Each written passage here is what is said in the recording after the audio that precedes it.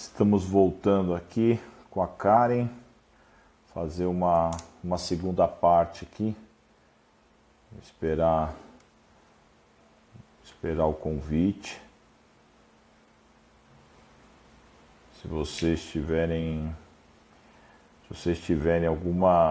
alguma questão aí, Bruno, fica aí, é interessante a live. Se vocês tiverem alguma questão aí para perguntar para nós aqui.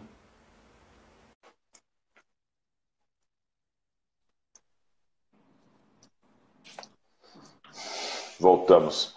Karen, você faz de conta que nós não estamos ao vivo, tá? E aí, quando você falar assim, ó, chega, aí a gente para um pouquinho. Vamos indo. Tá? Vamos esperar mais um pouquinho, Karen, só para o pessoal entrar ali, tá? E para a gente ter algumas questões. Então, diferente do que nós falamos, a amizade ela traz uma importância muito grande, né? O respeito ali, respeito por adversário também, ele é um atributo positivo para o esporte. Claro. Você conhece o rugby? Eu conheço e eu passo às vezes bem longe do campo, viu? Passo. Já me falaram, professor, vem jogar com a gente. Eu falo, tá, na próxima. Esse convite também acontece comigo. Eu não, prefiro outra coisa, não gosto de jogar, não. Mas assim, o rugby ele ensina muito disso, né? Sobre... ele tem valores estruturais muito fortes dentro da própria prática. E aí ele fala muito sobre a rivalidade dentro do campo. Saiu do campo, não tem isso mais. Todos temos que nos respeitar, porque todos somos atletas de rugby. Eles têm uma... Pode falar. Eu achei que era o contrário. Dentro eles quase... guardado as devidas proporções, eles quase se batem ali, eles quase se agridem ali. Uhum. Vendo de fora. Sim, tem, não é um ditado, né? É um dito popular que fala que o rugby é um esporte de ogros jogados por cavalheiros e que o futebol é um esporte de cavalheiros jogado por ogros. Que é muito mais comum se ter brigas dentro de quadra no contexto do futebol do que no próprio rugby. E eles usam essa comparação aqui porque ambas as bolas chegaram junto no Brasil. Só que a bola redonda a gente deu muito mais valor, ou ficou muito mais famosa. E a oval nem tanto. Então, assim, é muito estrutural. Eu já tive experiências em campeonatos de uma pessoa foi torcer, né? Porque a namorada jogava e tal. E ela foi e xingou a árbitra. De lado de fora, a torcida. Na hora, a pessoa que estava do próprio time da namorada assim, olha, você não pode mais assistir, você vai ter que sair daqui. Quando é pequeno, você consegue controlar, mas tem muito disso. Não se fala palavrão, só pessoas específicas que podem conversar com o árbitro. Quando acaba o jogo, tradicionalmente tem um terceiro tempo, que é onde todas as equipes se reúnem para comemorar o campeonato, independente de quem perdeu ou de quem ganhou. É óbvio que algumas pessoas têm mais facilidade em lidar com isso e outras não. Mas as que não têm tanto, elas acabam não ficando no esporte por muito tempo. No rugby, especificamente falando. Porque isso é muito forte, esses valores. Existe para nós, inclusive um técnico que está aí, o Alexandre, que está aí na live, existe para nós um movimento nessa pandemia, e os técnicos estão se falando, as pessoas estão se falando, nós estávamos num meeting entre alguns técnicos até 10 minutos antes da gente entrar na live aqui, dessa questão que o esporte ele acaba sendo um pouco exclusivo, né? De exclusão mesmo, não de inclusão. Por conta dos erros e acertos, aí você olha para a pessoa, você errou de novo. Né? O voleibol eu já ouvi muito que é o pior esporte em relação a essa questão de erros e acertos, né? Porque você erra, você deu um ponto para o outro lado. O centroavante do futebol lá chutou a bola para fora no pênalti, tudo bem, volta para a defesa e vamos segurar o 0-0.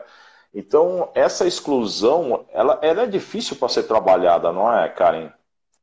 É que se a gente for pensar no esporte como um todo, principalmente da forma como nós enxergamos, de uma maneira muito competitiva, ele começa a ser excludente desde o começo, né? Ah, você não tem o biotipo de jogador. Você não tem Exclui. a estatura de jogador. Você não tem isso de Exclui. jogador. Você é menina, você não pode jogar tal coisa. Então, assim, ele é excludente desde o primórdio, o que não deveria. Tanto é que tem reportagens que geralmente surgem na época das Paralimpíadas que mostram crianças com deficiência que não sabiam que existia a possibilidade de praticar uma modalidade e que viram uma reportagem e falam, poxa, eu posso praticar algo. Porque essas crianças são excluídas desde o contexto escolar, desde a educação física escolar. Então, assim, é excludente desde lá de trás. E aí a gente junta duas coisas, né? O que a gente falou lá no começo da live sobre a questão de lidar com o erro e entender que todo mundo erra. Quando a gente entende que todo mundo erra, a gente passa a dar muito mais suporte do que cobrar quem errou. Se, vamos supor, eu tô lá no vôlei, e aí eu entendo que aquilo é um time mesmo, todos trabalhando juntos, e eu erro, e eu tenho o suporte da minha equipe, não fica tão pesado o meu erro, porque eu divido com todos. E todos vamos recuperar junto esse ponto. E se eu trago muito para o individual, eu errei, é muito mais difícil. Por que a gente compartilha as vitórias entre o grupo e nas derrotas a gente aponta os responsáveis e não divide entre o grupo? Então, isso é Não uma fui eu questão. que, não fui eu que errei, né? Foi Sim, você que errou. Foi, mas, pô, eu errei e uma quando ganha, bola, a todo mundo última ganha. bola. Aí todo mundo ganha. Ou só eu ganho, né? Porque eu que acertei a bola, né? Sim, então isso é importante, isso tem que ser dividido. Se é um grupo, é um grupo. E isso tem que ser tratado como tal. E tem que ser trabalhado desde o princípio, assim, é, a valorização dessas pessoas que trabalham dentro da equipe. E aí, desde todo mundo. Vamos supor, a gente agora nesse retorno, o futebol começou a retornar primeiro, e aí, pelo menos aqui em Goiânia, tiveram que aplicar os testes em todas as pessoas que queriam trabalhar. E aí começou a sair na reportagem a listagem das pessoas.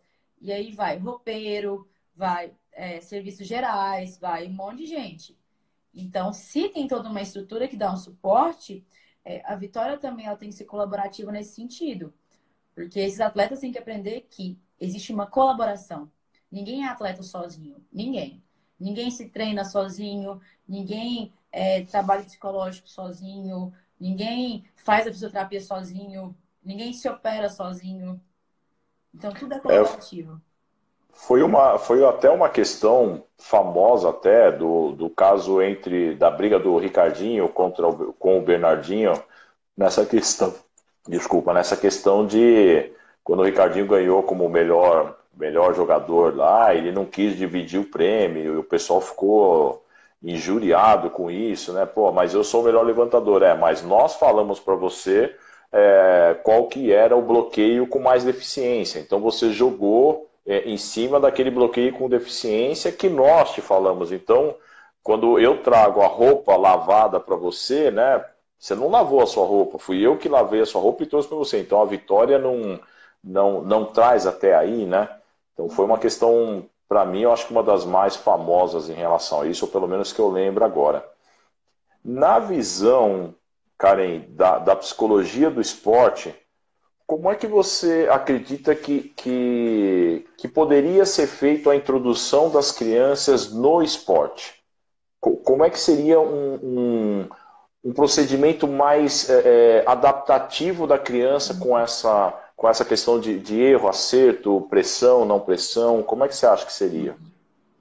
Assim, ideal, se a gente estivesse no mundo muito é, imaginário, seria que todas as modalidades fossem apresentadas. Mas a gente sabe que isso não acontece. A gente tem, pelo menos na minha época de escola, eram as quatro principais coletivas, né? Handball, vôlei, basquete e futebol. E na época não tinha futebol de campo, só quando tinha os jogos internos. E aí mudava um pouco as regras, mas se adaptava porque era todo mundo criança. Então, assim, apresentar essas crianças para a modalidade é muito importante. Porque se a gente restringe a quatro só, E as outras infinidades que a gente tem de opções? E possibilidade de, inclusive, se encaixar e ser inserido. Não é todo mundo que vai ter habilidade para uma das quatro, ou vai gostar e se interessar por uma das quatro. Então, começa desde aí. Tem que existir um interesse anterior, que seja de aprender. E aí a gente tem que vir do lúdico. Não tem como começar esse processo para que seja um processo agradável sem vir do lúdico. Tanto é que é claro que as pessoas se identificam com professores que são mais legaizinhos, tipo de engraçados, que brincam durante essa inserção. Eu, graças a Deus, tive professores que eram super bacanas e que me fizeram gostar de esporte também. Porque o maior contato que a gente tem, fora... Quando a gente fala no contexto de homens e mulheres, geralmente os homens são colocados a experimentar mais modalidades que as meninas. Elas são apresentadas geralmente a coisas específicas, dança, ginástica e tudo mais. O resto ela conhece na escola. Então, a escola é um fator primordial. E aí, se a gente vai para as escolinhas que são especializadas na modalidade, a gente também tem que começar do lúdico. A bola, a gente vai trabalhar a parte motora, vai ensinar a chutar, mas de uma forma de brincar. Aí um brinca com o outro, para entender que é colaborativo. E é só uma criança. Às vezes a gente está atropelando o processo. É um grande debate, inclusive dentro da psicologia, sobre essa especialização cada vez mais precoce. Criança de 9 anos, de 10 anos, que mal tem tempo para ir para a escola, que só treina, não tem amizade, não tem ciclo de convivência fora do esporte, nem na escola, por conta do esporte. E o quanto isso é saudável ou não? Inserir essa criança já desta forma no contexto esportivo. E até que ponto isso vai ser levado para ocasionar, inclusive, um overtraining nela? Entendi.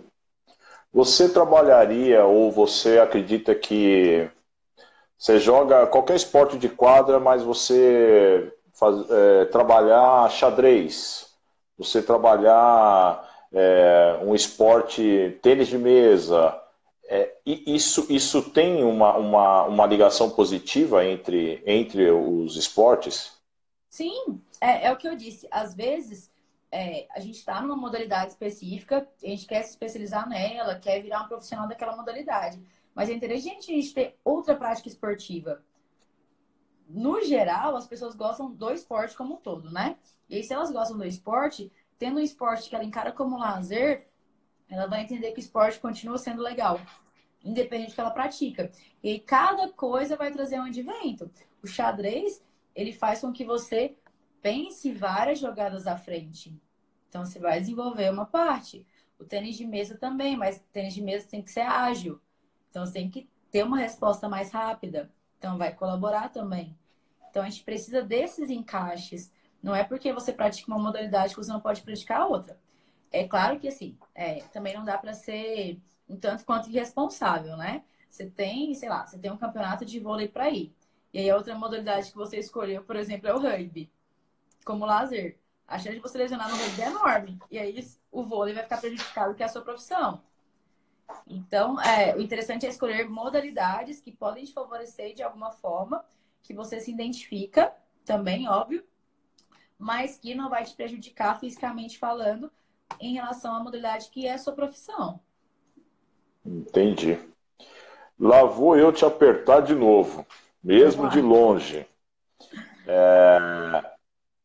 A leitura, qualquer leitura, ela te ajuda a sua parte psicológica ou você vai induzir a criança a ler algo específico do esporte ou isso não funciona?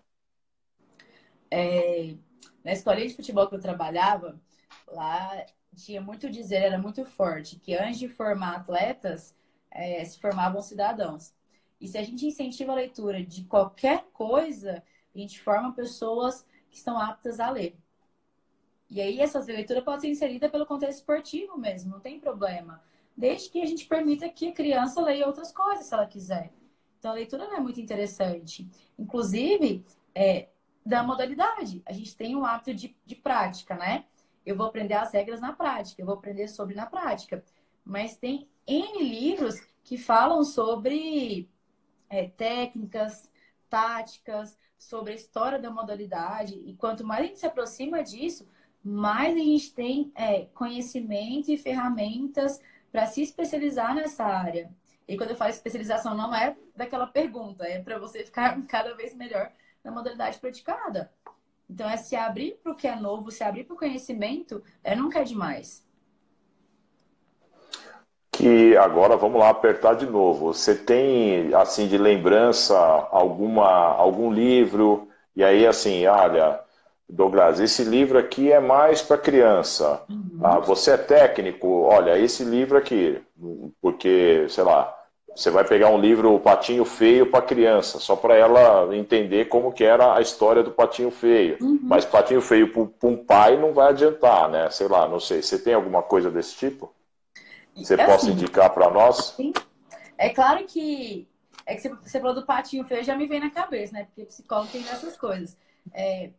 A gente consegue tudo inserir no contexto esportivo. Pelo menos assim, Patinho Feio é a história de uma pessoa que não se encaixava, de um patinho, né? Que não era patinho, que não se encaixava naquele grupo, mas depois encontrou outro grupo que era tão legal quanto, e tão bonito quanto, ou mais, né? Que é a moral da história.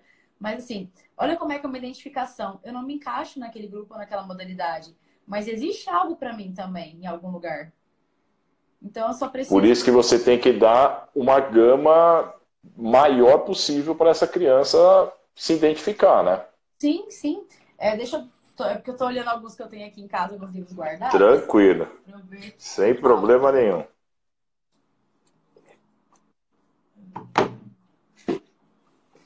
Se vocês tiverem aí alguma questão aí, quem está vendo a live aí, tiver alguma questão para aproveitar e mandar.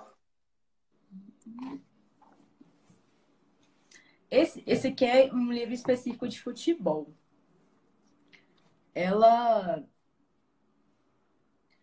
é sobre a invisibilidade do futebol, né? Ao reconhecimento social.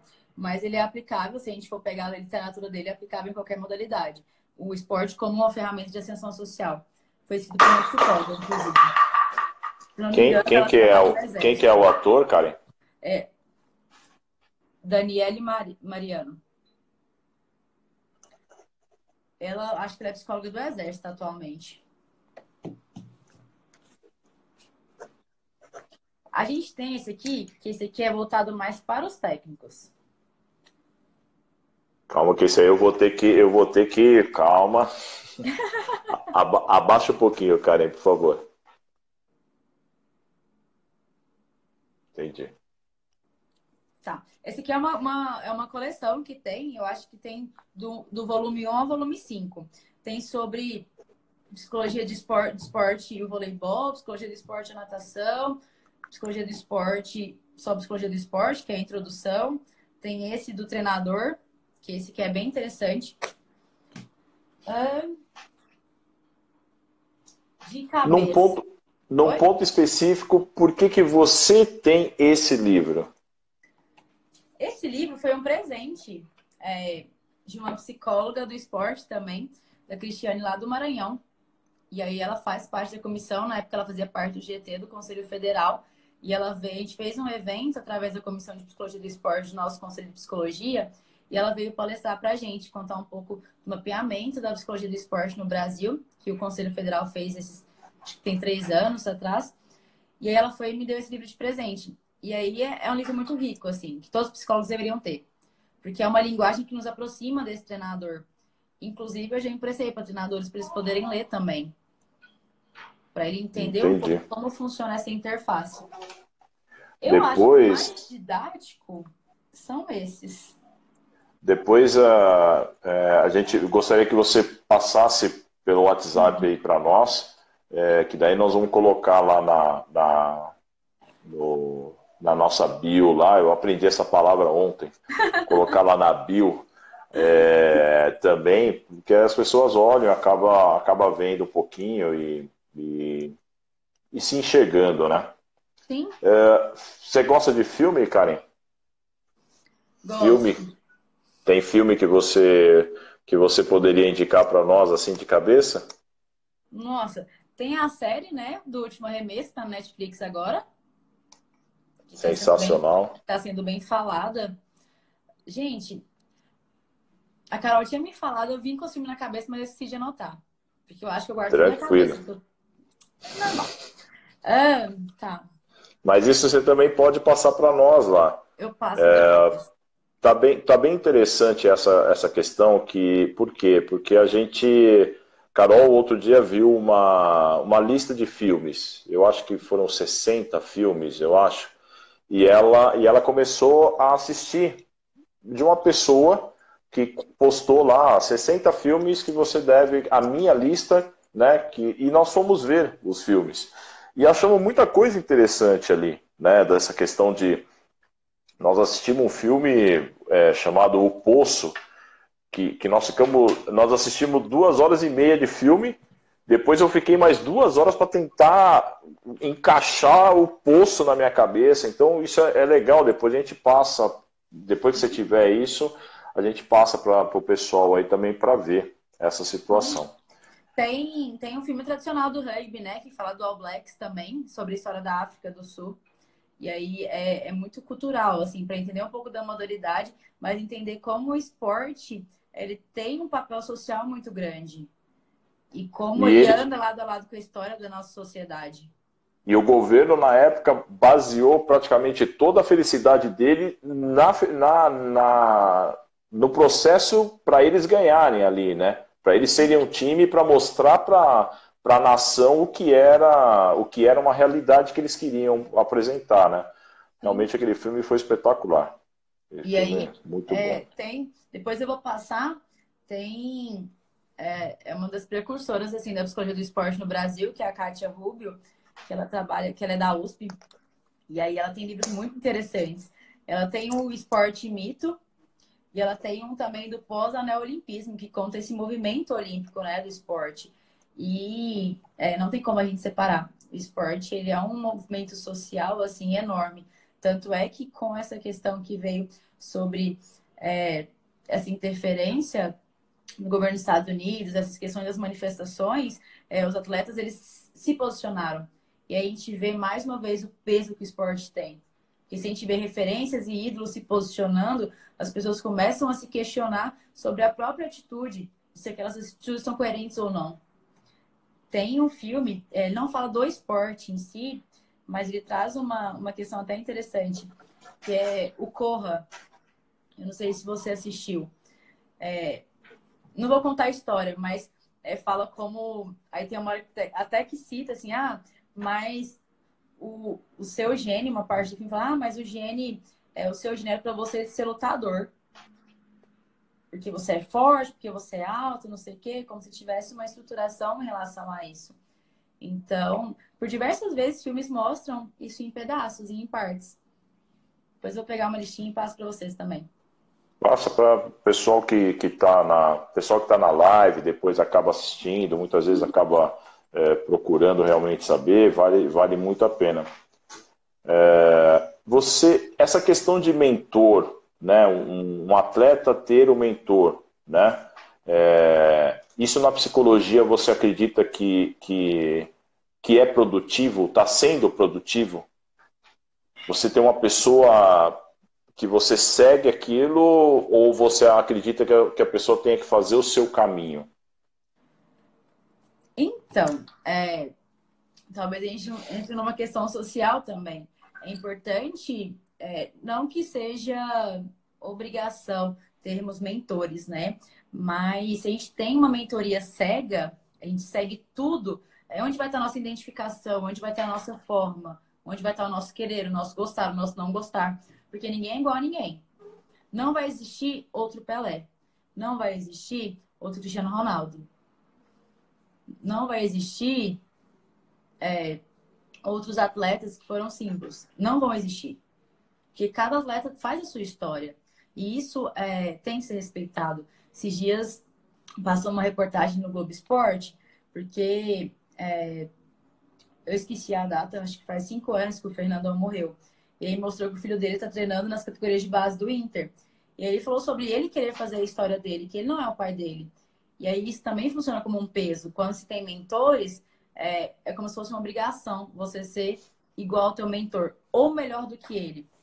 E aí isso acaba sendo muito mais negativo do que positivo, porque cada um segue o teu caminho, cada um faz suas escolhas. Uhum. Acabaram de mandar aqui a Maísa Uhum. Roberta acabou o Invencível, Sim, que também é um filme maravilhoso que mostra uma mudança de vida, de competição esportiva ou não, ótima, né? sim. Chorei horrores. Realmente, tem momentos ali que não dá.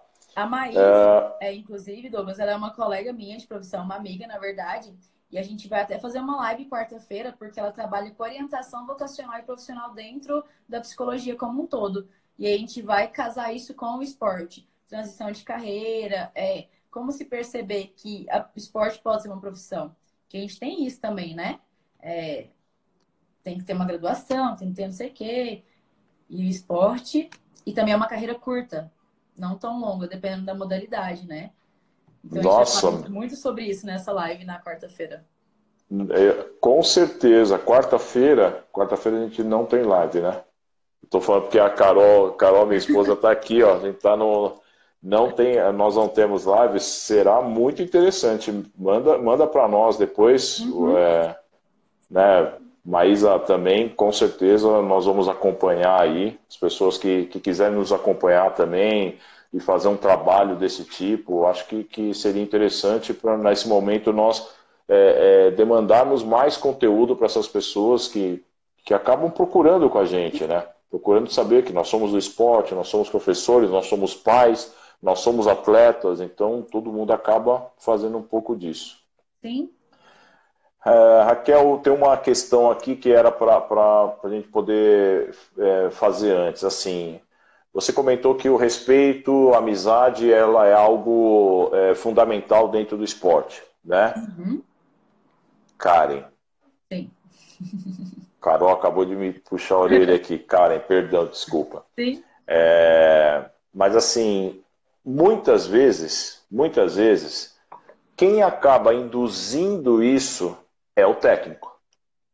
Então, um atleta não tem respeito pelo outro, né? E você vê nítido ali que eu não passo a bola para ele, quando eu vou numa jogada eu acabo indo um pouco mais forte nisso, isso é uma falta de respeito, né? Isso é uma falta de respeito.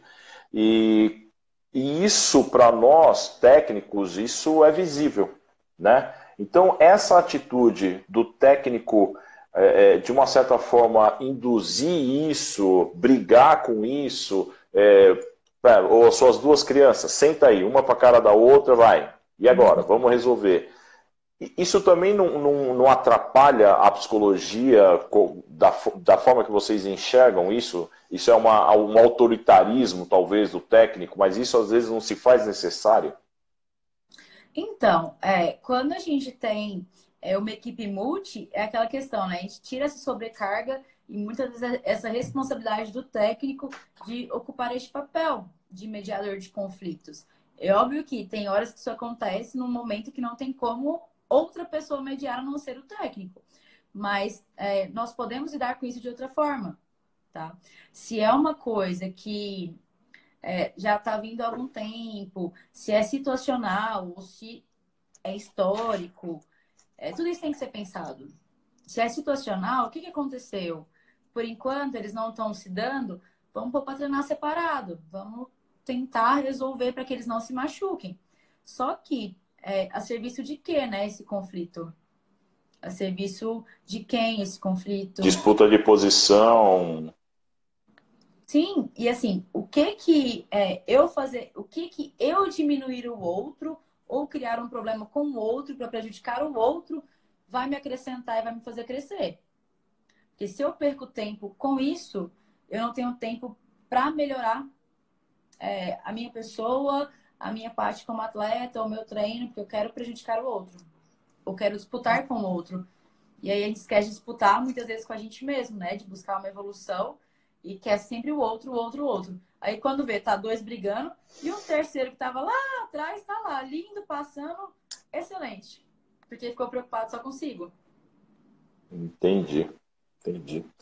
Existe algum trabalho social que vocês estão ajudando, que vocês estão fazendo, alguma coisa que a gente possa até divulgar aqui para nós? Você conhece, você faz algum trabalho com psicólogas do esporte aqui em São Paulo? Tem pessoas incríveis aí em São Paulo, São Paulo capital, São Paulo região metropolitana, interior, que atuam na psicologia do esporte.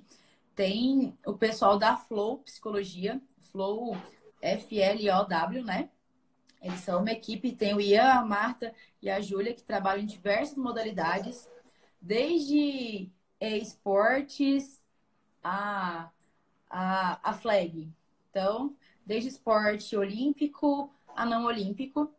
Eles têm um grupo de estudo no qual eu faço parte também, que tem psicólogos de outros lugares. Eles têm outras pessoas trabalhando, tem a Thaís também que trabalha. A Thaís é uma psicóloga do esporte, que também é formada em educação física, é inclusive professora de educação física. E aí depois ela fez essa formação em psicologia. Então ela sempre agrega muito. Tem vários profissionais, a gente tem profissionais espalhados pelo Brasil inteiro. E habitualmente a gente costuma se juntar para falar sobre psicologia do esporte, o que enriquece a nossa área. Não tem como não enriquecer. Tem a Associação Paulista também de Psicologia do Esporte, que, que, eu, que é coordenada pelo João Ricardo Kozak, que tem até um livro dele, ele é uma referência também, já escreveu alguns livros dentro da área. Então, assim, tem. Muitas das vezes, eu falo com propriedade aqui de Goiás, tá? Do meu estado. As pessoas falam, ah, não tem psicólogo do esporte lá em Goiás. Mas ninguém procurou saber se tinha. Então, assim, não tem, mas não procuraram. Então, se procurar, tem. E tem o Instituto Sete Sapientai, que até hoje, pelo menos na minha cabeça, assim, é um dos mais antigos e referência em especialização de psicólogos do esporte. Abre de 2 anos a especialização. Então, eles formam psicólogos para o país inteiro. Então, tem bastante gente por aí espalhada. A gente fala muito isso porque você não gosta. Existe uma diferença entre você fazer algo e você ser indicado para fazer, né? Porque Sim. essa questão de você ser indicado, não que amanhã eu vou chegar para você, ó, Karen, você me chamou a pessoa lá e a pessoa não sabe nem, né, conversar comigo. Com certeza não é essa a questão. Mas assim, às vezes o meu mundo é diferente do seu, da parte da psicologia esportiva. Então, se eu procurar a parte de psicologia do esporte, eu vou ter que chegar lá e conhecer toda essa estrutura para depois eu falar, agora eu posso indicar, né? Você veio para nós indicado por uma pessoa queridíssima, né? Então, eu tenho que sugar o máximo de você aqui, porque tratando da família, é uma família espetacular, pelo pouco que a gente conversou aqui. Pouco não, né? Mais do que uma hora. Mas assim, essa indicação para nós acho que vale muito a pena, tá? Por isso que eu estou pedindo, e depois se você puder realmente mandar isso para nós pelo WhatsApp, a gente coloca lá no nosso Instagram lá, as pessoas acabam fazendo uso disso, né? E Sim. tem da onde, né? Sai de algum lugar isso, Sim, tá? e é importante, quando você falou de rivalidade no esporte, é óbvio que todas as profissões isso acontece, mas é muito benéfico fazer parte de uma convivência de profissionais da psicologia do esporte que entendem que cada um fazendo o seu, o espaço ele existe. A gente está desbravando espaços para todos, não só para nós, mas para os que vão vir futuramente também, né? E para os que já existem. Então, se a gente trabalha em conjunto, vocês estão daí de São Paulo falando comigo. Mas agora, se vocês quiserem falar de uma temática específica, tem outros profissionais que vocês podem procurar da psicologia que vão agregar da mesma forma. Isso é muito interessante, porque realmente a gente vai formando uma rede de grandes contatos, de colaboração. Tem, tem psicólogo do esporte trabalhando com arbitragem, fazendo um trabalho incrível. Eles têm um trabalho muito bem estruturado pelo Brasil inteiro, né, nos árbitros de futebol, né? Então, assim, é muito bem estruturado, mas é um trabalho pouco falado, tem pouca visibilidade. Tem um trabalho sendo muito bem feito no e-games. O esporte tem crescido cada vez mais. Então, as pessoas já têm entendido que é importante ter um psicólogo do esporte com esse grupo de trabalho, com jogos online. Gente do céu, agora realmente precisa. Está crescendo demais. Está crescendo Sim. demais. E aí a gente já trabalha junto, né? As modalidades novas, elas têm vindo com a escalada. Tem psicólogos de esporte atuando, e a Flor, inclusive, trabalha ainda com a escalada. Então, assim, a gente sempre fala, onde tem uma pessoa praticando alguma modalidade, fazendo algum exercício físico, cabe um psicólogo do esporte. Desde a psicologia do esporte escolar, a psicologia do esporte de alta performance e profissional, com atletas profissionais. Entendi, entendi. Karen, eu realmente estou muito satisfeito e acredito que isso tenha, com certeza, vão atingir outras pessoas aí essa live. E para que a gente pegue uma pessoa dessa live que assistiu a gente conversando aqui, pegue uma pessoa e toque no coração dessa pessoa, que ela tenha atitudes diferentes, que ela tenha posicionamentos diferentes dentro do esporte, dentro da sua casa, com as suas crianças, sei lá, talvez aí até mesmo ter uma outra postura com o atleta. Eu acho que isso é o intuito, né? Uhum. Então, realmente queria muito te agradecer, não vamos tomar mais seu tempo, não. Queria muito, muito, muito te agradecer por toda a paciência que teve, por sua leveza de passar para nós a sua profissão, né? E gostaria de que você deixasse um recadinho aí, que você acha que você até agora não falou, que você possa acrescentar mais para nós aí. Tá, primeiro eu queria agradecer, né, a oportunidade de falar com vocês. Estou aberta para quem quiser tirar dúvida ou perguntar, porque às vezes nesse lugar que talvez é um pouco exposto, né, que é um comentário, as pessoas ficam Sim, mais fechadas. Estou à disposição, não tenho nenhum problema em tirar, em bater papo, em aumentar essa rede de contato. E assim, acredito que o recado a saúde mental ela vem para todos. A gente tem que quebrar esse paradigma e essa estrutura social de que psicologia é ligada à doença, psicologia é coisa de louco. Psicologia é saúde, psicologia é uma profissão que vai trazer benefícios como qualquer outra profissão da área da saúde e que ela é importante para todos os contextos. E no esporte não pode ser diferente. A partir do dia que as pessoas que trabalham com esporte perceberem o quanto a psicologia tem a agregar e começarem a aceitar esse trabalho e perceberem com outros olhos, o esporte brasileiro só tem a crescer. Eu acho que não tem outro caminho a não ser o crescimento. Então, se a gente vai caminhando juntos, se a gente vai trocando mensagens, trocando indicações, a gente vai aumentando informações de qualidade por aí, trazendo novas pessoas para as pessoas seguirem, se inspirarem, né? Que a gente está na era digital, não tem como ser diferente também. Então, informação de qualidade, entendimento e aceitação. Todo mundo pode ser colaborado e ajudado de alguma forma quando se trabalha lado a lado.